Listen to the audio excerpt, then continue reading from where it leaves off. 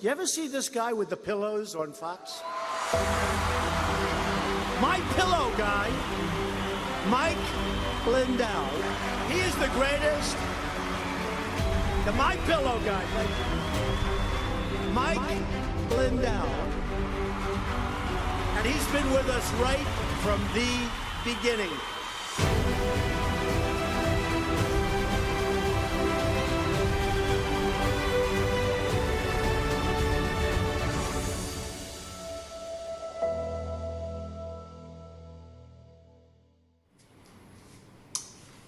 Made it just in time. Yes, I'm so glad to see you. Happy Friday to you, Mike. You know, today is, I know you've been traveling today, but it's been a huge day for Lindelltv and this transparent Trump administration who is so kind to journalists like us here at Lindelltv. Kara Castronova, one of our reporters, was able to ask the president a question today inside the press briefing room. But she's also, for the first time, in the press pool in the Oval Office right now as the president gets ready for a press conference he's having any minute now. And so, Mike, it's just been a great day for us because we were able to share the news from this administration that's allowing us to be there in these big moments. Right. Do we have that to play? I've been sharing it everywhere. It's just, can we play that right now? This has been a great day for Lindelltv, and I want to tell everybody if you look at the articles that are coming out, that's even better. Mediaite just came out. They always attack me. Okay, they are attack dogs. That's what they do. And they came out with this great article, and it even says in there, it says the president didn't know it was Lindelltv that he was asking, and which he didn't, and it was a question was about the 2020 election. So, do we have that to show? On the 2020 election, is there any more information on the special prosecutor? So many Americans still have questions about the 2020 election. And speaking of rogue judges, would you consider appointing somebody at DOJ maybe to investigate the judges that allowed for the political persecution of you, your family, and your supporters during the Biden administration? I love you. Who are you? I'm Kara from Lindelltv. Well, it's just a very nice question. And it's not a setup. I have no idea who you are, but I appreciate that question.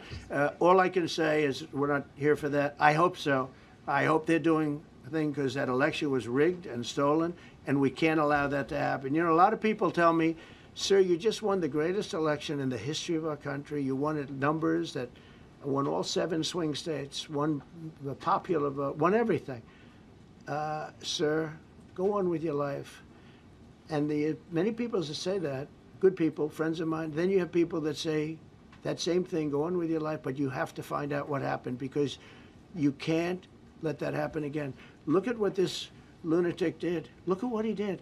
He opened our borders to people that were murderers, 11,888 to be exact, murderers, and we've captured many of those murderers, and we're bringing them back, or some of them are so dangerous that we don't even want to bring them back. We're afraid they're going to try and come back in. But he allowed people to come into this country, people from mental. Yeah, I wanted to cut it right there because I want to tell you guys, this meant so much to me that you cannot imagine. Let me tell you, you go back, well, for one thing, for us getting that question, and then if you see Pam Bondi and the president like going, well, who are you from? We're from Lindelltv. You ask a question about the 2020 election, and then just to see, like, no, I did not know who you were. I just think that's awesome. And I want to tell you guys, when his answer he's giving, I was with him in the spring of 21, the whole time in the spring of 2021, when everybody is telling him what he said there, whatever you do, don't, just don't worry about the 2020 election. Just move forward, sir. Just move forward. You guys, he has never stopped talking about the 2020 election. And this is where everything comes from, where this is what I've been fighting for. The 2020 election, and I've said it, is the most important election in history. There's nothing more important than 2020 because everything's been unfolded. We're breaking through the biggest cover-up of the biggest crime in history, and we have broke through that. And we're going to get to secure our elections. with paper ballots hand counted.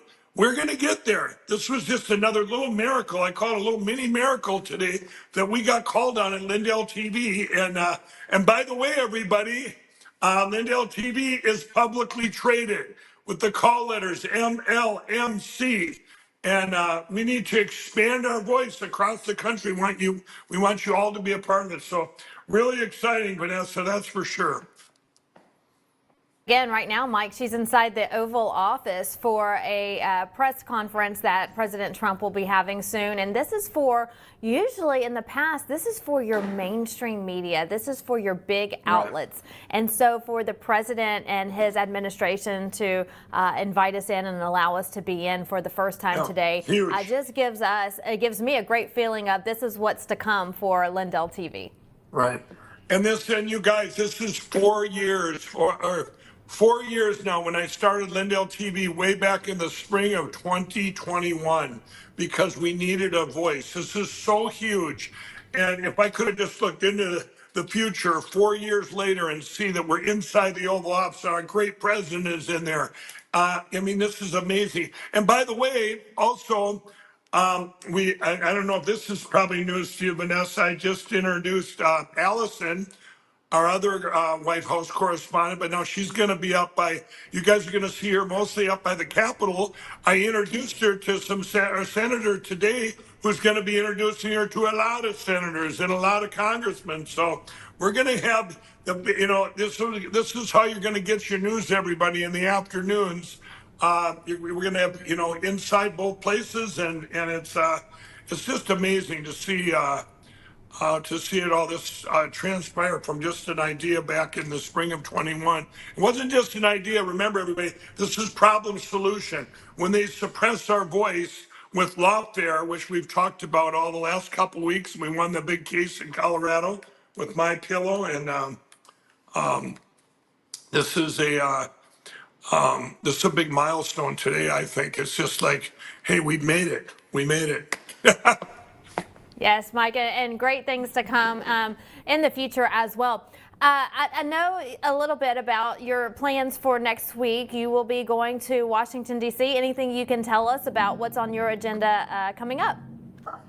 I'm basically just going to tell you I have a lot of meetings coming up in Washington, D.C. And I am going to meet my friend, if the Senate's still there. Now, remember, if they sign that bill, when I was talking to him today, and I'm not going to say what senator because it could be attacked by the fake news media, so I'm going to keep his identity quiet right now. But anyway, when I was talking to him today, he said if the big beautiful bill is signed, which he believes it's going to be, then he won't be there when I get to DC. So I guess it's I'm hoping he's not there, because that means that this thing would have been signed for our president, for everybody, and be great for our country.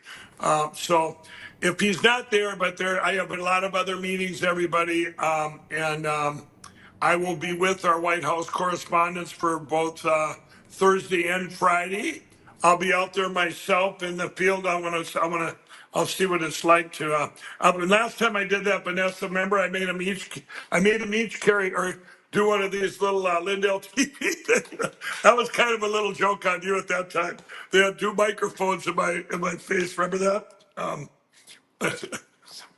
But all right, Mike, I'm having a little bit anyway. of issues hearing you right now, and I heard a little bit about you going into D.C., but I didn't get the rest of it, so I'm going to try to fix my audio here so I can hear you, but we're going to work on that real quick. But I know you love those trips because you get a lot accomplished when you are able to go there. Oh, yeah, absolutely, absolutely.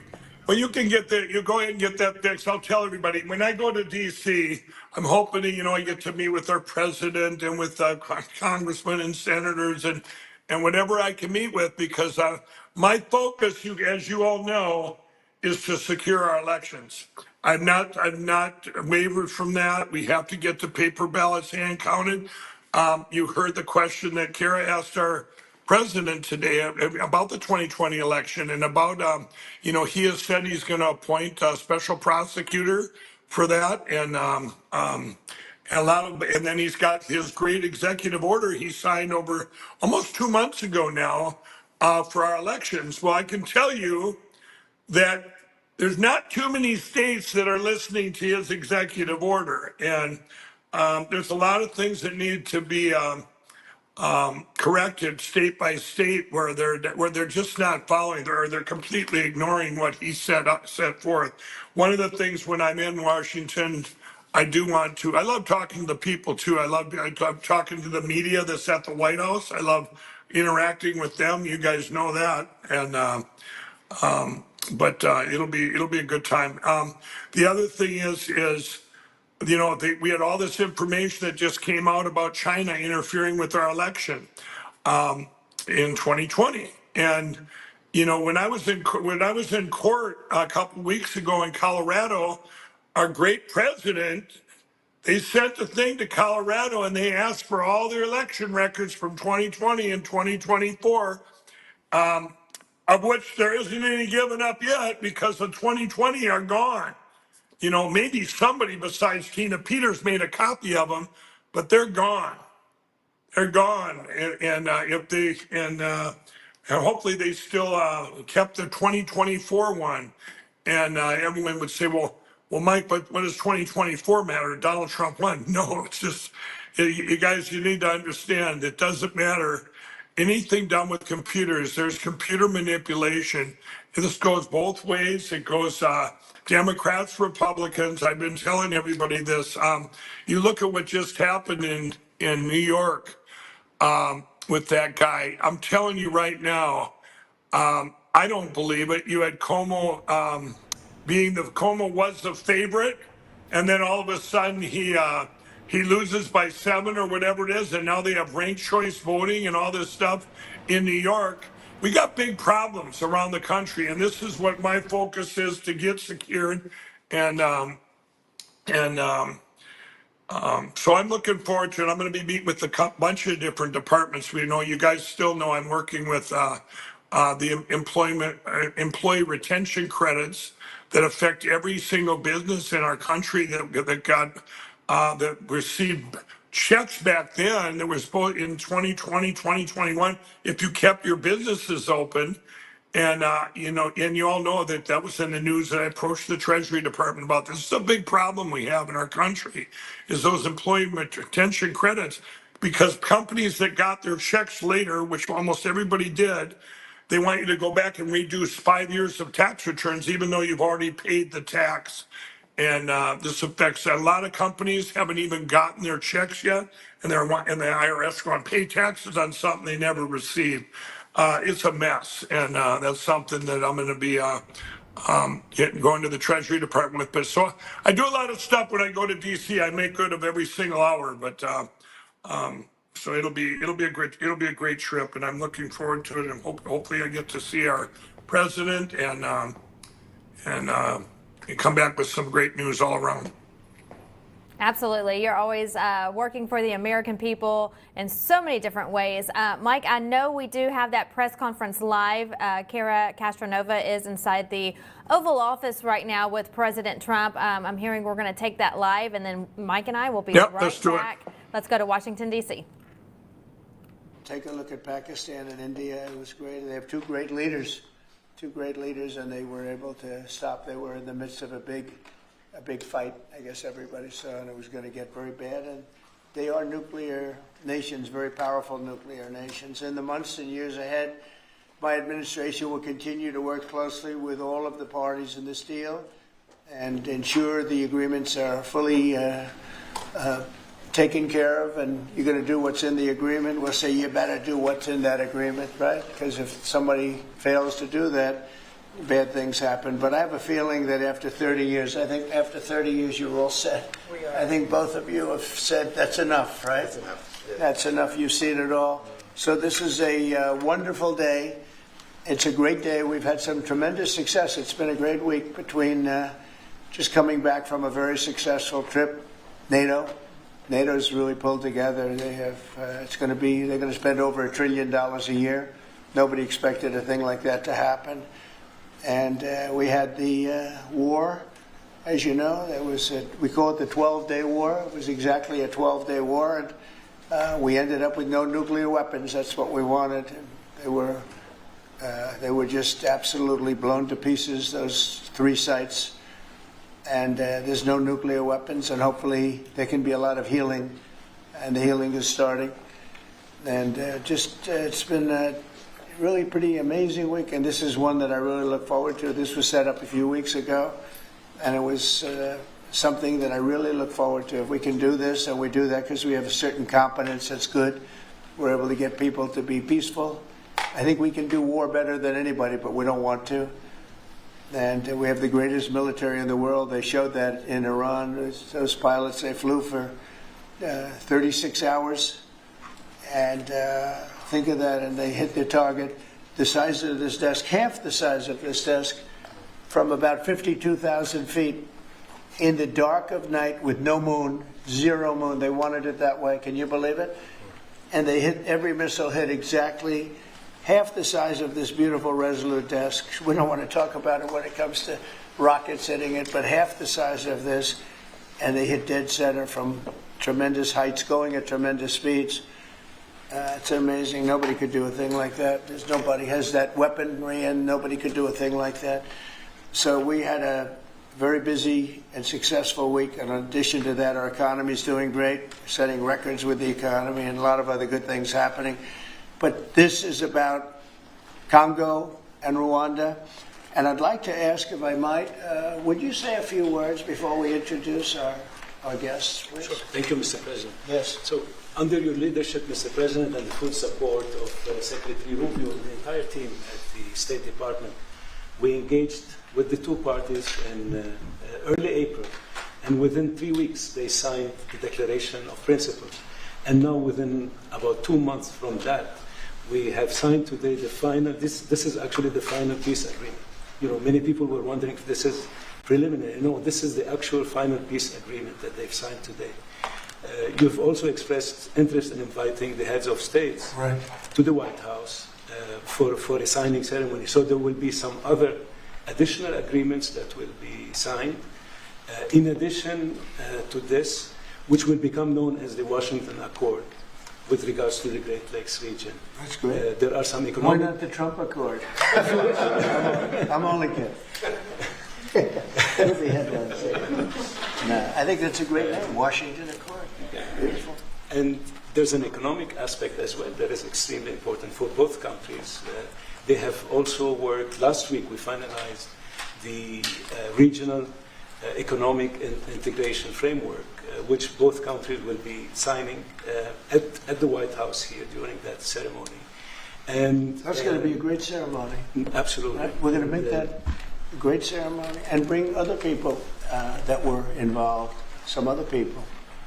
Besides the gentleman we talked about who we know has worked so hard, if you think there are other people that are deserving, let us know. Okay? Sure. And there will be some bilateral agreements. We're negotiating a minerals deal with the DRC for critical minerals. Many American companies have shown interest in investing in the DRC, and these we're talking about long-term investments. Same thing with Rwanda. Many American companies have shown interest, and not only in mining, but also in the midstream and downstream, which will be the processing of minerals. We're also working and supporting the Lobito corridor, which will help building the infrastructure. Just 2 days ago, the United States signed, and supported a project of $1.5 billion for electric transmission from Angola to the DRC. And there are many other projects of that nature lined up. So we will be, under your leadership, Mr. President, will be working with the 2 countries very closely and with the support of Qatar to make sure that this agreement is implemented. And a lot of our companies are in both of these countries now, especially since we've been getting along so well. It's probably the way we were brought together, and we have a lot of our big companies are there, between rare earth and all of the other things that they do in Africa, which is very greatly expanding, especially in these 2 countries. You have earth, they consider it to be about the best in the world, actually, I've heard. So we're doing a lot of different things, and it's all going to bring everybody together. That's how this all began, I guess. But the big thing is big thing for me is there's really only one thing, and that's getting a peace treaty with two countries that have been fighting for 30 years. And I want to thank you all. Will, if you could, Yes, sir. you could bring the letters over. Of course, sir. So in front of you, as you said, sir, these are the actual agreements that were signed respectively by the foreign ministers of the Democratic Republic of Congo and Rwanda earlier today, witnessed by Secretary Rubio. We've also prepared for you two letters. This is to President Paul Kagame of Rwanda, expressing your appreciation and congratulations for everything that's happened already, and of course inviting him to Washington for, as Dr. Bula said, what we hope will be the Washington Accords, finally setting the terms for peace and prosperity in this region, hopefully for a very long time. That's great. That's beautiful. Very important.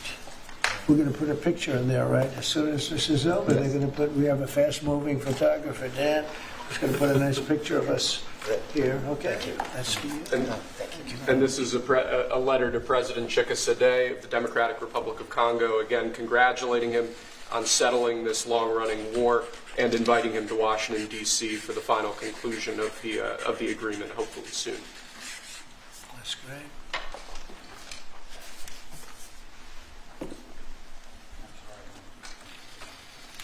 Nice, right? That's great. You take that pen, and you take that pen. Thank you very much. So I'd like to ask JD to say a few words, our great Vice President, and then Marco. And go ahead. Great. Well, first, let me welcome the foreign ministers of Rwanda and Congo. It's great to have you in the Oval Office. And second, let me say congratulations to the President, Secretary Rubio, and the entire team. I think for the people of these two countries, they should know that the United States is committed to the pathway of peace. But to my fellow Americans, this is really a celebratory moment. This is a big moment for our country because under the President's leadership, we've taken what was 30 years of killing and war, the worst war in terms of death count since World War II, and now we're on a pathway to peace. And so if I think about what I know about these two countries, for 30 years, pretty much the entire time that I can remember these two countries being in the news, much of the story has been about them fighting one another, about them killing one another. And now we can look forward to a future where my children will look at this moment as the beginning of a new story, a story of prosperity and of peace. So thanks to the President, congratulations to the entire team, and to my fellow Americans. We should all be really proud because it's amazing what active presidential leadership can accomplish when it's geared towards peace and prosperity, and that's what we have in the Oval Office right now. So great job, sir. Thank you very much, JD and Marco. And then we're going to ask the two principals to speak. Yes, sir. Mr. President, first of all, thank you. When I first came on this job a few months ago, you made it very clear that one of the priority of this administration under your leadership is going to be the pursuit of peace. And from day one, whether it's been in Ukraine and Russia, whether it's been Pakistan, India, whether it's been Iran and Israel, and in the continent of Africa, your priority's been on peace. And today we see this come to fruition. It's sad. Wars get a lot more attention than peace. But peace is harder than war, a lot harder. And I want to congratulate both of the leaders here and their respective presidents for choosing the harder path, which is often peace, than the easier path, which sometimes is war, as costly and as bloody as it may be. And I echo the Vice President's statements, and that is that Americans should be very proud that the #1 voice for peace in the world today is our president, your president. And so thank you, President Trump.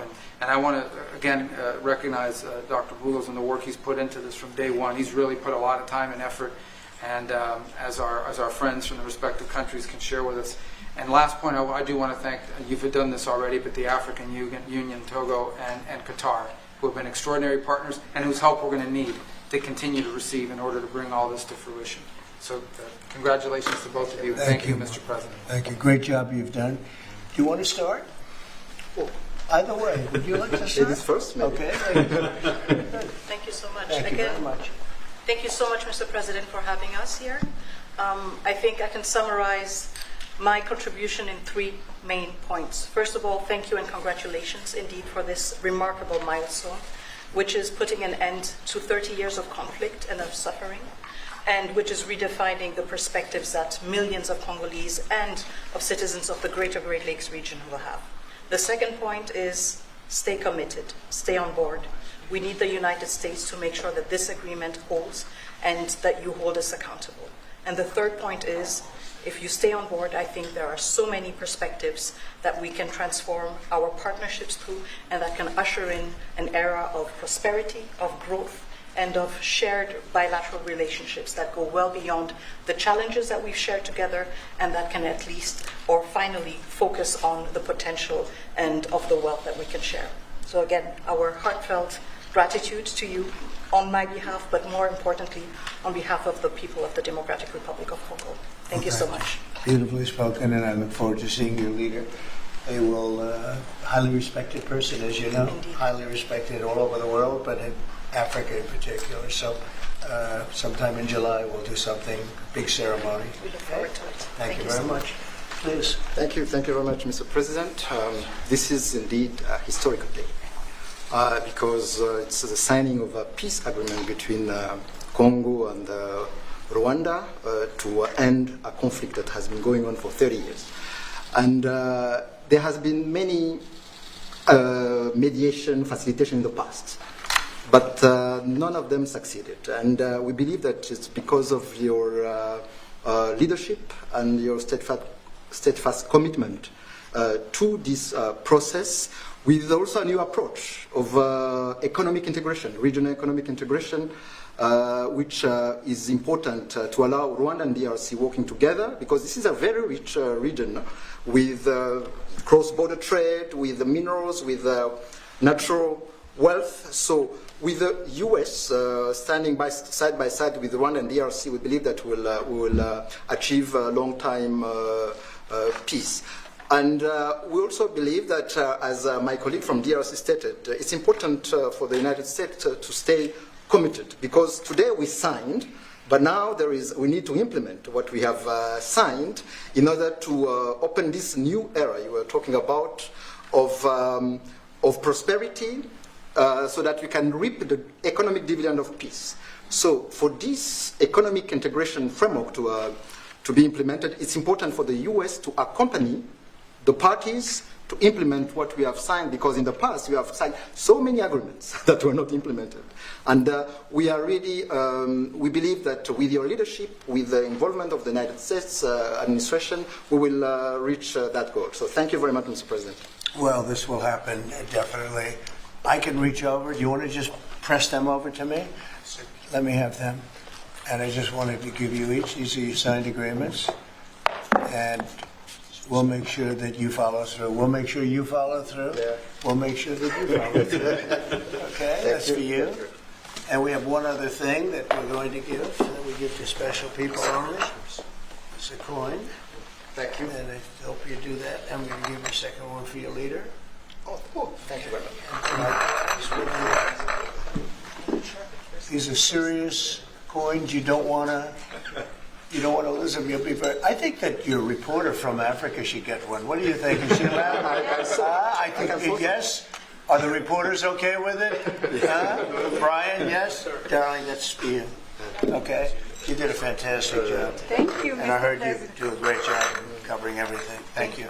And Mr. President, we actually have the pictures that you took earlier Oh, with let the me foreign see ministers that. here already. Thank you so much, Mr. President. Thank you. Let me see that. They're in this folder right here, sir. Okay, this one? Yes, sir. Oh, they look better than me. I don't like it. I don't like it. That's beautiful. That's very good. We have a good photographer. Beautiful. That's great. You better, I'll tell you, you better do the job here. We're going to come down. It's beautiful.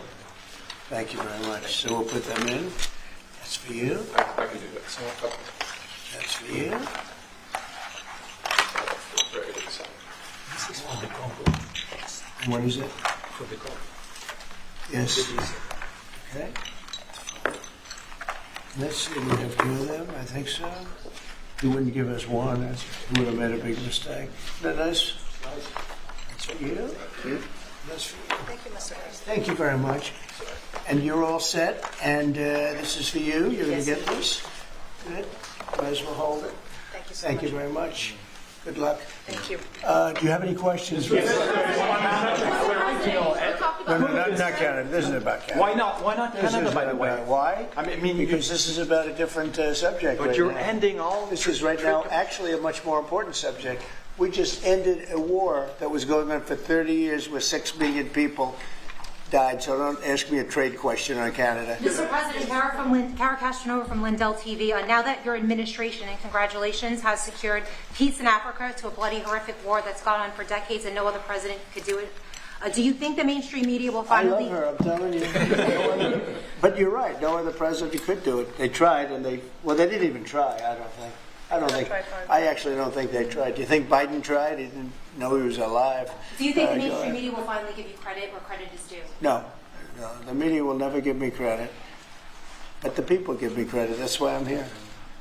The people didn't give me. That's why we're here in a landslide. We got all 7 states. We won the popular vote. So the media won't give me credit, but the people give me credit. That's more important to me. Mr. President, you're going to go down as a peacemaker. You're also going to go down with the president who had 0 border crossings in May. You secured the border most than anybody has ever done. But I don't know if you know this. You're on track right now to have the lowest murder rate in history in this country, and I think a lot largely go to the fact we closed down the border. But do you want to comment on that? You might go down as the lowest murder rate in U.S. history, President Trump. I saw that the other day, and that's an honor. I mean, and that's really even better because, we've taken a lot of illegals into the country through the Biden administration that are murderers, 11,888 to be exact. And many of them are now gone. We got rid of them. They're back where they belong. But so it's a great honor. If you took that out, the numbers would be even better. They've created a lot of problems. You Truth Socialed earlier about getting money to the air traffic controllers and the big, beautiful bill, which hopefully, praise God, we get this thing signed. What does that mean to that industry that have been suffering the last couple of years, probably a decade of being underfunding, and how that changed the safety of air travel? Well, they've underfunded the airports for years, and I started the process of getting it completed in terms of the equipment necessary to land the planes, where the planes, like the helicopter accident with the plane, would have never happened if they had the right modern equipment. It would have been bells and whistles would have been going on all over the place. And I had that all set, but when I wasn't here, they totally dropped it. You had a terrible head of transportation. We have a very good one now, Sean Duffy. But you had Buttigieg, and he didn't know a damn thing. He'd ride to work on his bicycle. He didn't know what the hell was going on. He was terrible. So he totally dropped that. It was a project that should have happened, and I was all set. But we had a very sad experience with the voting, and so we didn't get to do that. But now I'm doing it, and we're going to have a great system. And it's funded partially by the bill. It's the initial funding is by the bill, and then it gets to be funded. The rest of it comes a little bit later as we build it out. But we're going to build out the best in the world. We have the best companies in the world. A couple of countries have very good systems. In fact, I noticed when I was landing, my pilot often would use the system of another country. And I said, what are you doing that for? He said, the United States system is so bad. So we have the best companies that do that in the world bidding. You have Raytheon, you have IBM, you have a lot of different companies bidding, and we'll get the best one, the best system, for the best price. And they're going to go to town and give us a system that will be better than any other system in the world, and you won't have planes bunking into each other at 35,000 feet. On the subject of peace deals, how close are you and your administration to a deal in terms of Gaza ceasefire right now? Often asked, and I think it's close. I just spoke with some of the people involved. It's a terrible situation that's going Gaza. He's asking about, and we think within the next week we're going to get a ceasefire. And we're supplying, as you know, a lot of money and a lot of food to that area because we have to. I mean, you have to. We're in theory not involved in it, but we're involved because people are dying. And I look at those crowds of people that have no food, no anything, and we're the ones that are getting it there. Some of it's being taken by some bad people. If you give it and you give it out, and they're supposed to be taking care of the people, and they end up stealing the food and selling it. But we have a pretty good system now. But so we're helping with that. You see the the lines of people that just get one meal essentially. But it's too bad other countries aren't helping out. Nobody's helping out. We're doing that because I think we have to on a humanitarian basis. Like this, we didn't have to get involved in Africa, but we did because we thought it was. I mean, I've been reading, like JD said, he's, from much of his life, he's been just seeing this about this brutal war.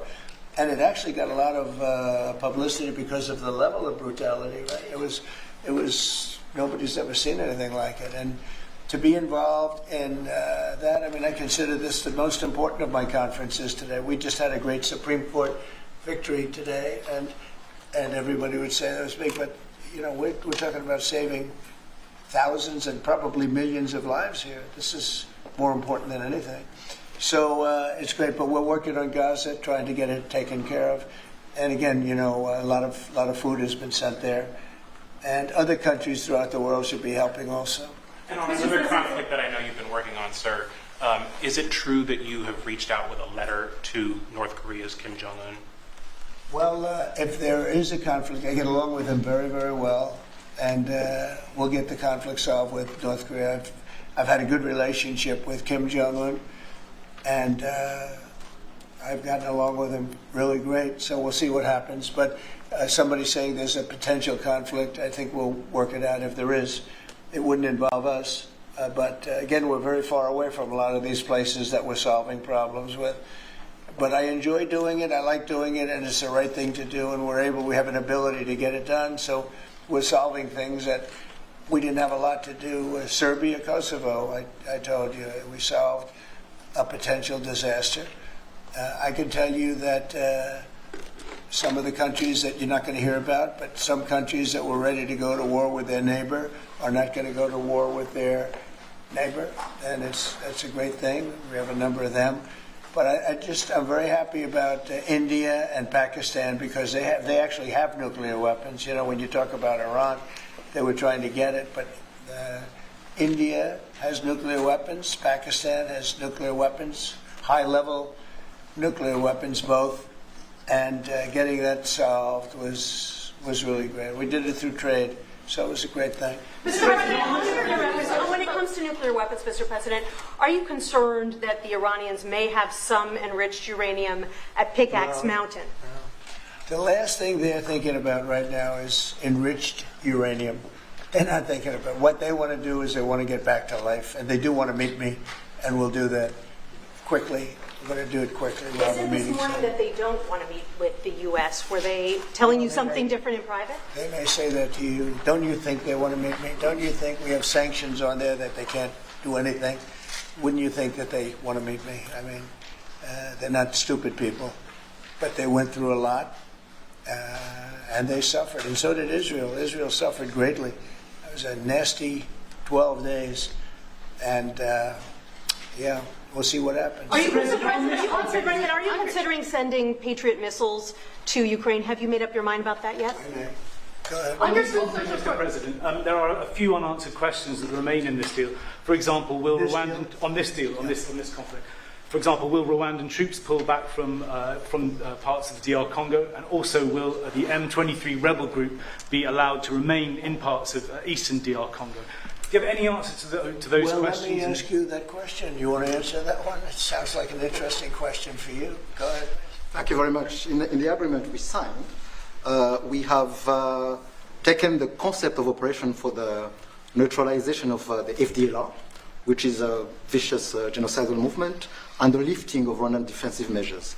So this was already signed last year in November, so we will implement it. This concept of operation to do both things, to neutralize this movement, which has been destabilizing Rwanda for many years, and to lift our defensive measures. As for the M23, in the agreement also, we have decided to rely on the Doha talks, because there are currently talks between the AFC M23 and the DRC government to have a peace deal also that will complement the Washington peace agreement. So both things are taken care of. Thank you. Mr. President, will the United States be enforcing this agreement or taking a role We'll in be it? working with them to get it enforced. They can enforce their own agreement, but we'll be putting a lot of pressure on to make sure it gets enforced. The two people in this room are very, very capable people, and they'll get it done. I think they'll get it done. They love their. One thing I learned very quickly is how much you love your country and you want to get it done. And they know it has to get done, otherwise bad things happen. But I think we're well beyond that.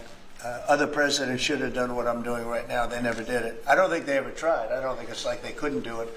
I don't think they ever tried. And if they did, they wouldn't be able to do it anyway.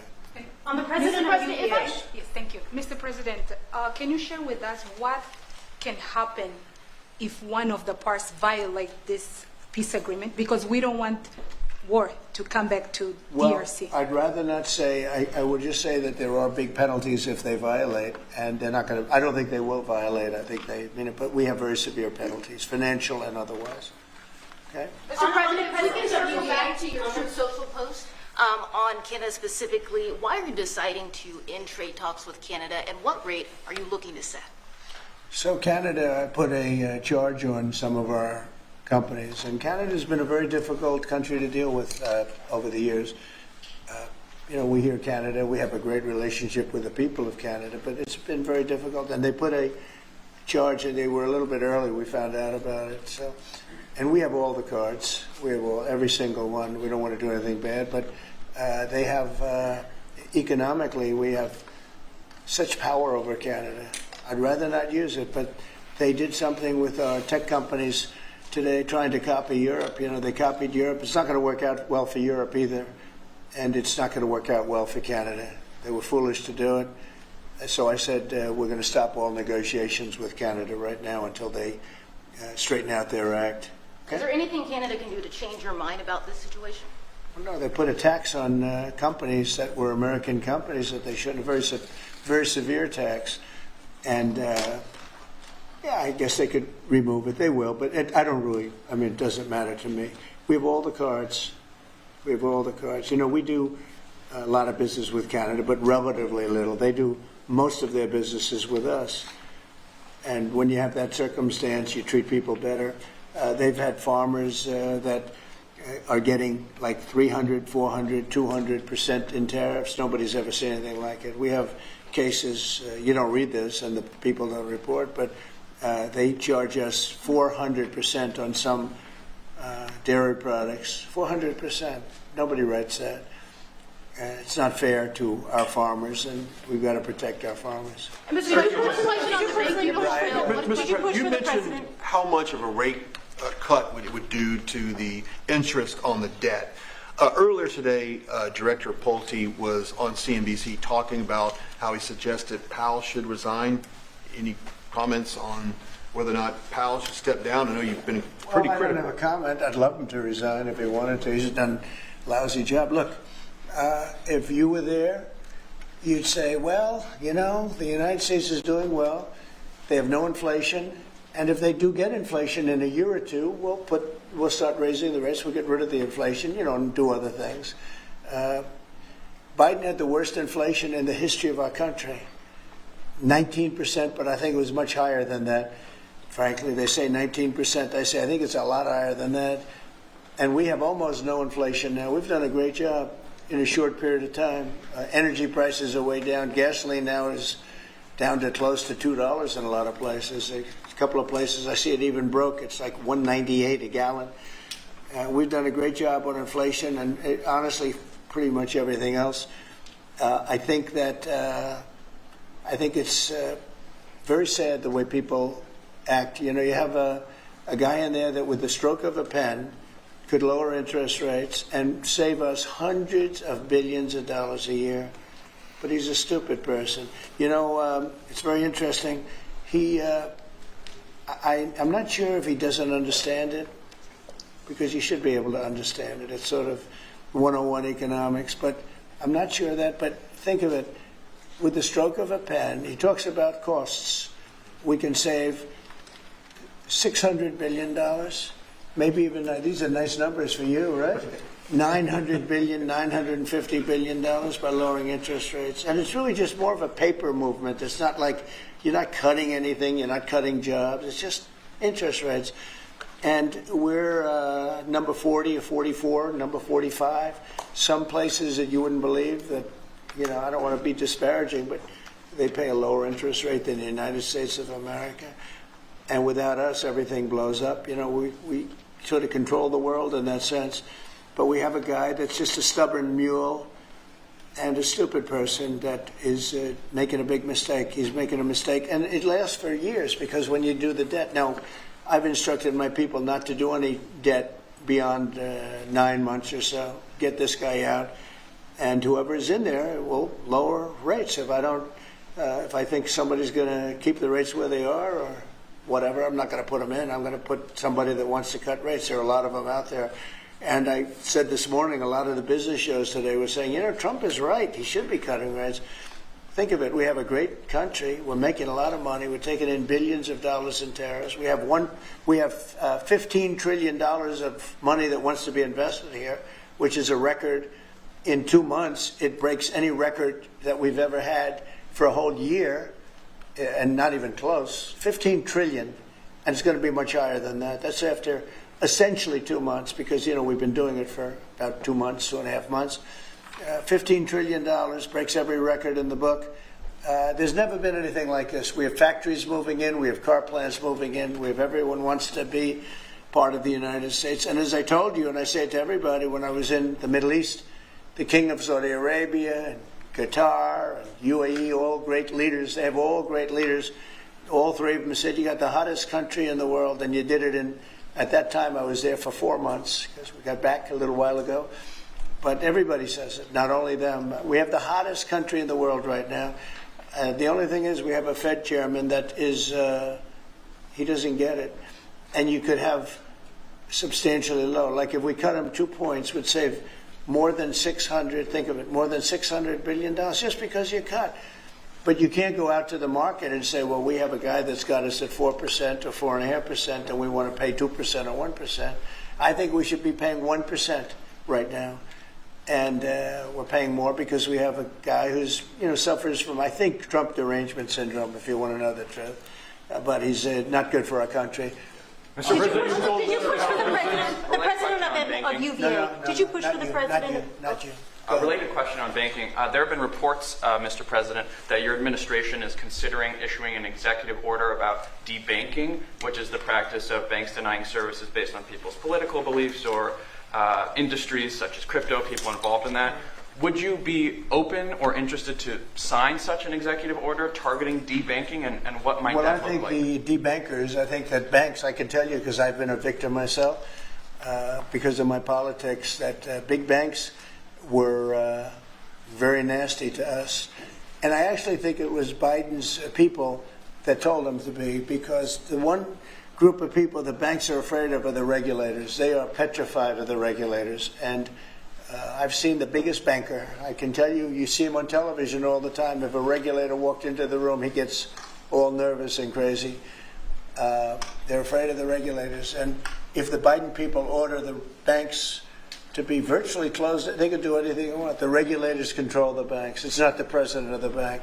The president of the bank is far less important to a bank than a regulator, and a regulator can put that bank out of business, just like bad prosecutors are very dangerous. You know, we had a couple. I had deranged Jack Smith and some others, and we kicked their ass. But it was, you know, it's a tough kind of a situation.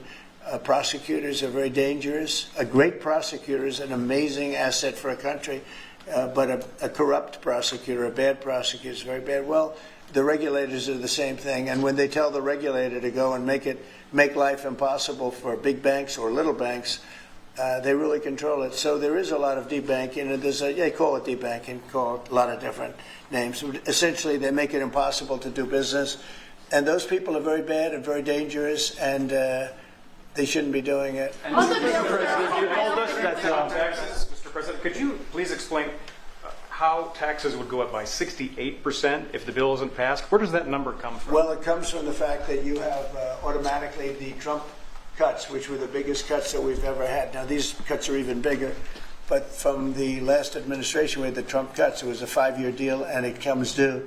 When you add that to the cuts that you already have and other things, it amounts, according to what they tell me, about 68%. That would mean you'd have a tax, so that you know that the tax cuts that they got, the biggest tax cuts in our history, would immediately go up to that level. and that alone is a big chunk of the 68%. And then you have the other taxes that would accumulate, and they say that you'd have about a 68% tax increase. Sir, you said a moment ago that it won't work out very well for Europe on trade. Does that mean you want to cut off those negotiations as well and just tell them what they should be paying? They've been very tough. The European Union was formed in order to take advantage of the United States on trade. That was why they were formed, and they're nasty. They're very nasty. We have a good relationship. I'm dealing with Ursula right now and the group, but it's a very tough situation. They have been unbelievably bad to us. If you look at past precedents, they've treated them very badly. They're being very nice to me because I get it. I know the system, and we have the cards. We have the cards far more than they do, and they have not treated us well, and they're coming to us right now. You know, I said I was going to put on a 50% tariff. As soon as I said that, I put it out on Truth. As soon as I said that, they came to the table. They didn't want to come to the table. My people were telling me, Scott was telling me, and the whole group was telling me that not a good situation. They want to tap it down the line. They don't want to really deal. So I said, we're going to put a 50% tariff on you. And Howard, as you know, was very much involved, Lutnick, Commerce, and he said they don't want to talk. As soon as I put that on, I was getting calls from them like, can we meet tomorrow? And the problem is they have a lot of very unfair taxes. They have a lot of taxes that you wouldn't put on, and they sue all our companies. They're constantly suing Apple and Google and all of these companies, and getting in front of judges that essentially almost work for them. I guess they do work for them. They're European Union judges, and they're getting these crazy rewards. Apple was fined $17 billion, and others are being fined tremendous numbers of dollars. They're nasty people, and I don't want them affecting U.S. companies. I don't want that. If anybody's going to affect a U.S. company, I want it to be us. And if they're going to have to pay a penalty or a fine, let it be to us. So they've done this for a long time, for years, but they're very nasty. The European Union is very nasty, there's no question, but they'll learn not to be so nasty very soon. They know that. They know it's coming. Vladimir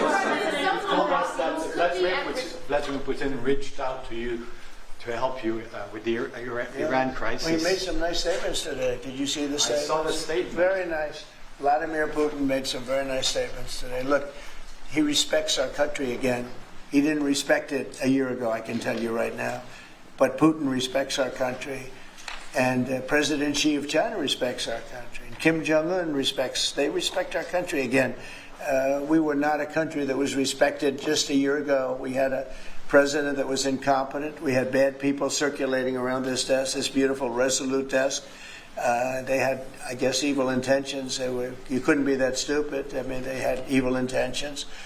But the world respects our country again. Thank you very much, everybody. Thank you, Press. Thank you, Press. I'll write this story. Thanks, guys. Thanks, everybody. Thank you. Thanks, guys. Let's go. Thank you, guys. Going. Thanks, guys.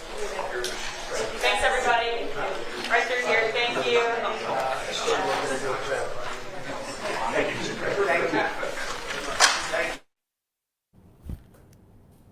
All right, so you just heard that. They are wrapping up peace now with Congo and Rwanda. We're going to take a quick commercial break, 1 minute. You heard Kara Castronova there inside the Oval Office asking the president a question, and we are going to take a quick commercial break and wrap things up here on the Mike Lindell Show. Stay with us.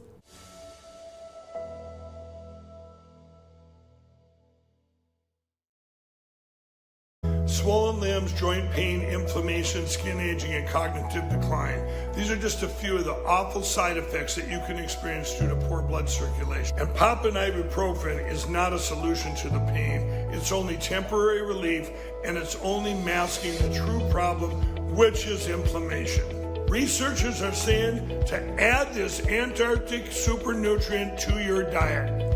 I'm talking about omega-3 fatty acids, but not just any form of omegas. These particular omega-3 fatty acids are sourced from wild-caught krill. Has been shown to support healthy blood pressure, circulation, brain health, as well as reduce inflammation, swelling, and joint pain. For a limited time, you can grab Native Path Antarctic Krill Oil for up to 66% off plus free shipping. Just go to getgrilled.com/Lindell right now to get your special offer.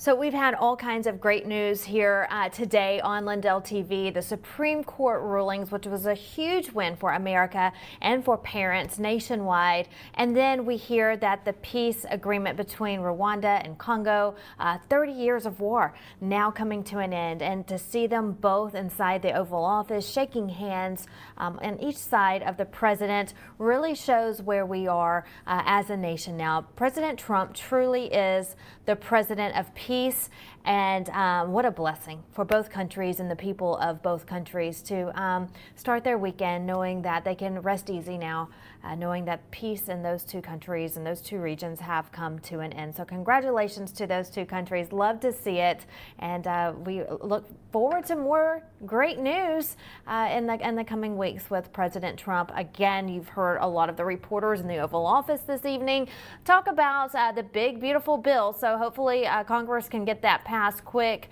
because that's a huge win for American families as well.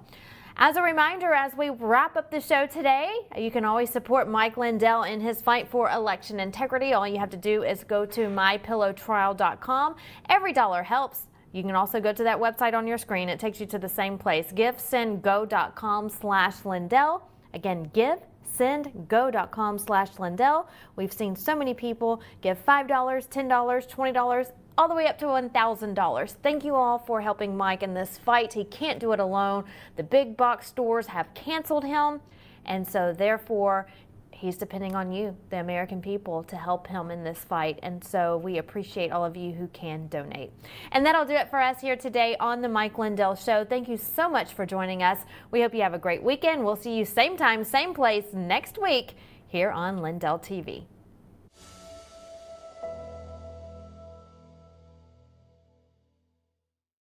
The last time President Trump was in office, gold soared 50% and silver went up a huge 53%. Americans who invested in silver and gold during Donald Trump's first presidency are very happy that they did it. And right now, gold continues to soar to the highest numbers in history. These gains are just an appetizer for what's to come. Some market analysis are saying that gold is predicted to rise another 30% in the next year alone. So now's the time to invest in gold and silver, and that's why I partnered with Fisher Liberty Gold. Fisher Liberty Gold is a conservative-owned and operated precious metals investment company. They even helped my good friend President Trump get elected through their contributions to Turning Point USA and other conservative groups. I have dedicated my life to ensuring that people get the best sleep ever. And in addition to owning a MyPillow, I can now sleep well at night knowing that you can all protect your savings with precious metals with Fisher Liberty Gold. With Fisher Liberty Gold, you can sleep well knowing that your retirement is secure. And if you call now, you're going to receive your very own presidential gold guide and qualify for up to $20,000 in free silver. But wait, there's more. Call now or text metals to 26786 to receive your presidential gold guide from Fisher Liberty. And for a limited time, I will send you a free MyPillow for qualified accounts. This presidential gold guide from Fisher Liberty will tell you exactly why you need to own gold even while Donald Trump is president. And just by calling in, you get a free MyPillow for a limited time for qualified accounts, and up to $20,000 in free silver. So don't wait. Call 1-888-4GOLD-19 or text metals to 26786 today. That's 1-888-4GOLD-19 or text metals to 26786 today to receive your free MyPillow and up to $20,000 in free silver. Have you ever wondered what happened to the legendary Chuck Norris? Well, I recently saw a video he made and I was shocked. That guy's amazing and he's staying active well into his 80s. What's even more shocking is he's stronger, can work out longer, and even has plenty of energy left over for his grandkids. He did this by just making one change. He says he still feels like he's in his 50s. His wife even started doing this one thing too, and she's never felt better. She says she feels 10 years younger, her body looks leaner, and she has energy all day. Chuck made a very special video that explains everything. Make sure you watch it by going to chuckdefense.com/Lindell. It will change the way you think about your health. Once again, that's chuckdefense.com/Lindell. You won't believe how simple it is.